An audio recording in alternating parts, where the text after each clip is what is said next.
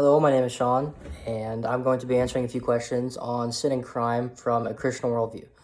So the first question is there a difference between sin and crime? And the answer to that question is yes, there is definitely a difference between sin and crime. Sin are the laws and the guidelines that God has set for us in the Bible. The most common example for this is the Ten Commandments, but there are examples throughout the whole Bible, hundreds of them. And crime is the laws of men and the laws of government, and this is the laws set by us to keep civil in society and to have law and order.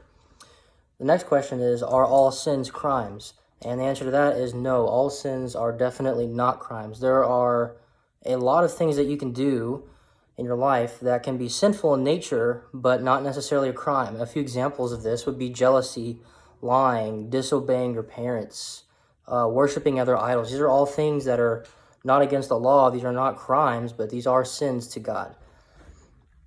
Are all crimes sins? Yes. If you're a Christian, all crimes are sins. And why is that?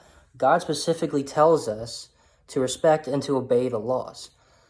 A perfect example of this is the story given to us in Mark 12:13-7.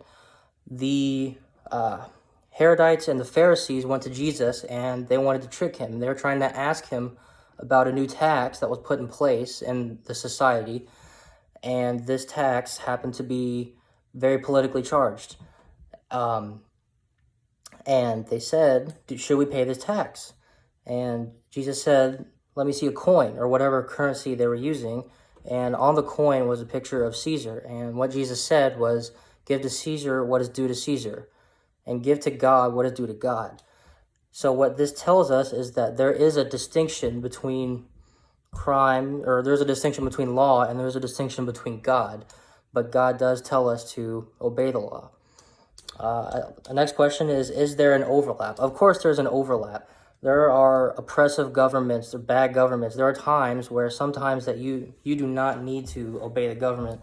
A perfect example of this would be Nazi Germany.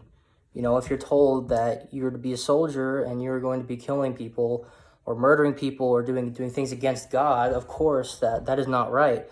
And although that your government is telling you to do that and God says to obey the government, there are times where we have to stand up and not do these things. Another example is the 13 colonies. You know, they stood up and had a revolution, and that's going against their government at the time, but it's what needed to be done, and sometimes that does need to happen.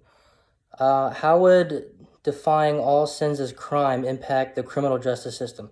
So if every sin was a crime, virtually every person would be incarcerated, in trouble, in trial, whatever it may be, because everybody is a sinful nature. Humans are sinful creatures. We sin, so we would all be in trouble, and the criminal system and the law system would just not be able to handle that.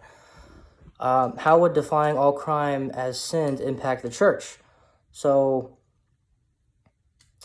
this one, churches would be filled with gossip because crimes are public nature. I mean, you can see, convictions, people put in jail. Churches would be filled with gossip, talking about public crimes, pointing fingers at each other, and this is not what church is supposed to be. Church is a place of forgiveness, confessing your sins to God. It's supposed to be a safe place, and if this is the case, the church would be divided.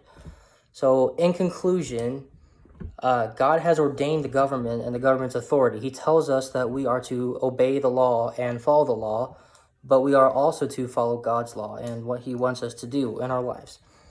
And the most important thing to remember is one of the great verse, love your neighbor as yourself, do not harm your neighbor, and love is the fulfillment of the law. Thank you very much.